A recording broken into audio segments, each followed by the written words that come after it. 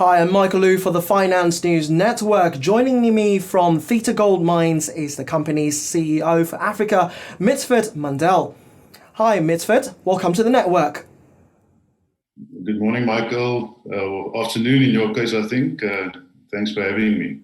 Thanks for joining us from South Africa. Now, for those who are new to the company, could you give us an overview of Theta Gold Mines? Theta Gold Mines is an ASX listed company with a secondary listing on the US-based OTC markets.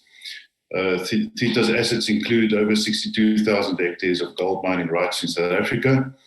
And we currently have over 6 million ounces of combination of open cast and shallow underground resources, and a CIL plant and tailings storage facility that will be recommissioned and expanded.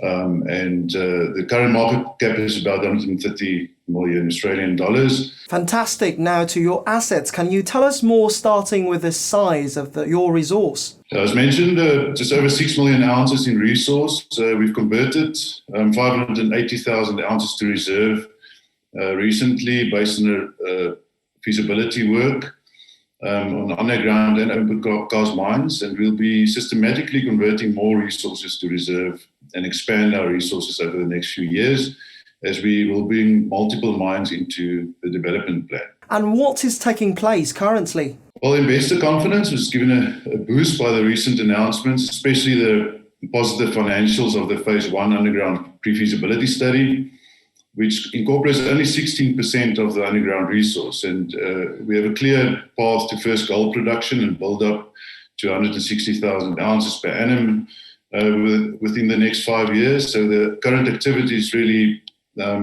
therefore revolve around progressing the various projects and raising capital. And what is next in the development pipeline? The immediate pipeline will be progressing with the detailed planning of the Phase 1 mines and surface infrastructure, while doing pre-feasibility studies of the next 3 mines.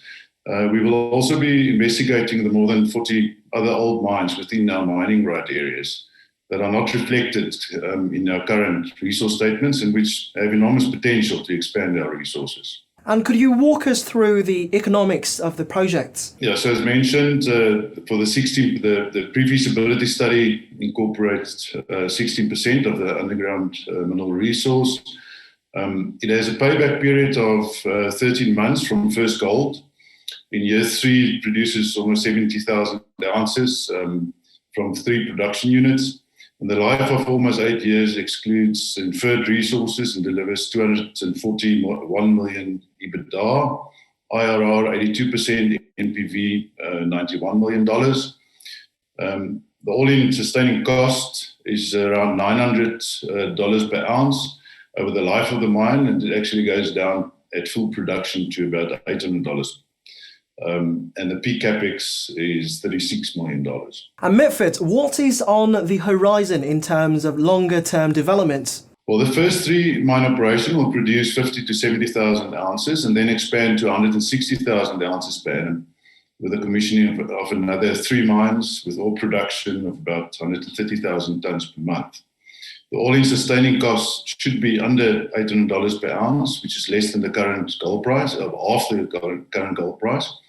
The long-haul mining method entails the utilization of a defined mining fleet and ancillary equipment, where 1 production unit will produce 20 to 30,000 ounces per annum. The strategy is based on employing 7 such production units, which will give us the 160,000 ounces per annum. And the first 3 units will be commissioned in Phase 1. Open cast feed will then follow later in the production schedule, and the first priority was to get into first gold, and we are well on our way to doing that.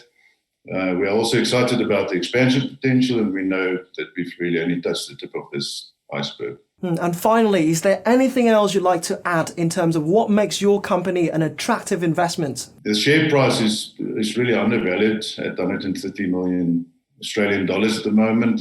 Compared to our peers, it is undervalued simply because of where we are in the development life cycle.